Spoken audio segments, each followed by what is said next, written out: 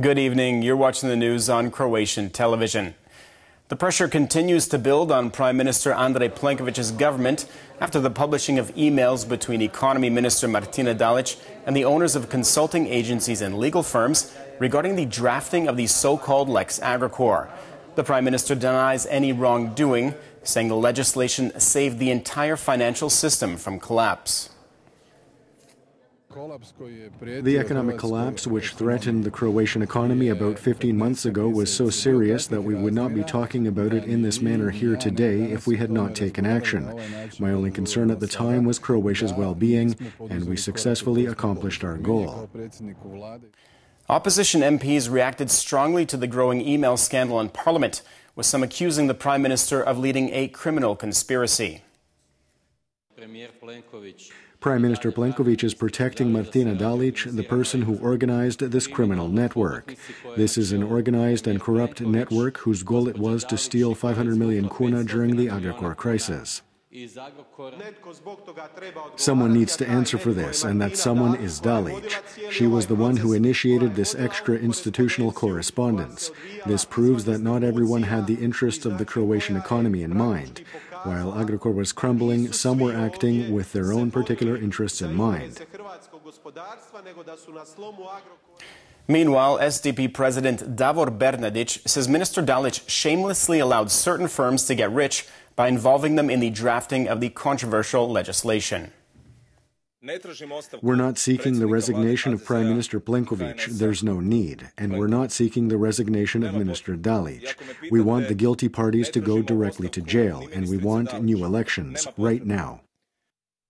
The government has accepted a strategy proposal for adopting the euro as Croatia's official currency. The Prime Minister says he is profoundly convinced that the country is ready for the process of joining the eurozone, which includes meeting the strict euro convergence criteria and maintaining a low public debt. It's important for the Croatian public to understand that the analysis we have conducted clearly confirms that we, as a country, will have significant long-term benefits from adopting the euro.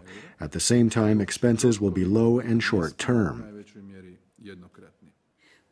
Analysis shows the possibility of a one-off increase in prices from 0.2 to 0.4% as a result of adopting the euro.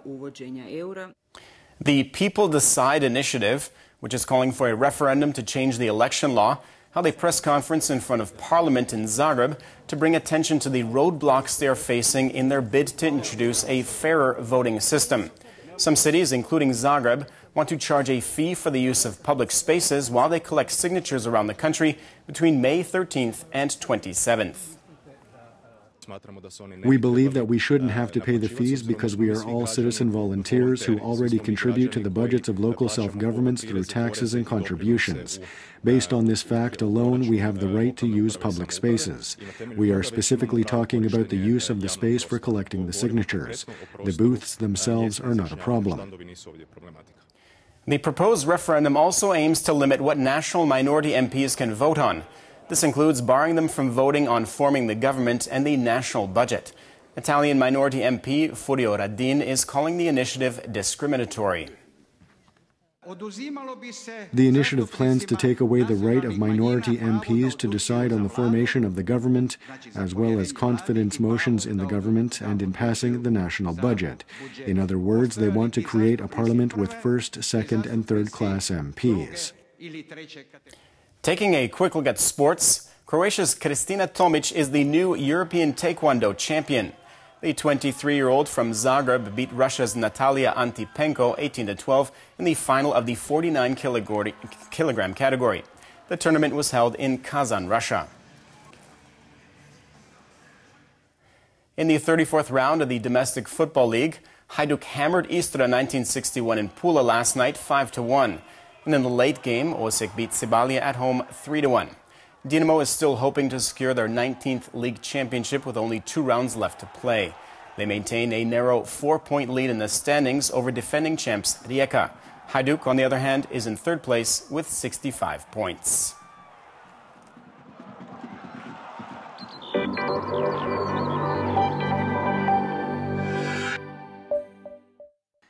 The weather forecast for tomorrow calls for increased cloudiness and light precipitation during the first half of the day, especially in western regions of the continent, followed by partly sunny skies.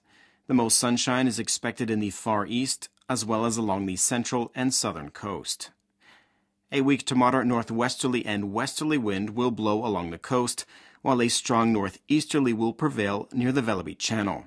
Morning lows of 10 to 15 degrees in the interior and from 16 to 19 on the coast will give way to highs of 23 to 28 degrees Celsius around the country and slightly lower in higher elevations.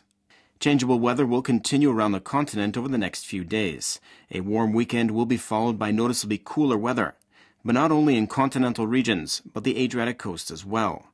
By the end of the weekend and the beginning of next week, stronger winds will move in, including a southwesterly in the north and a southeasterly in the south, ushering in a new change in weather.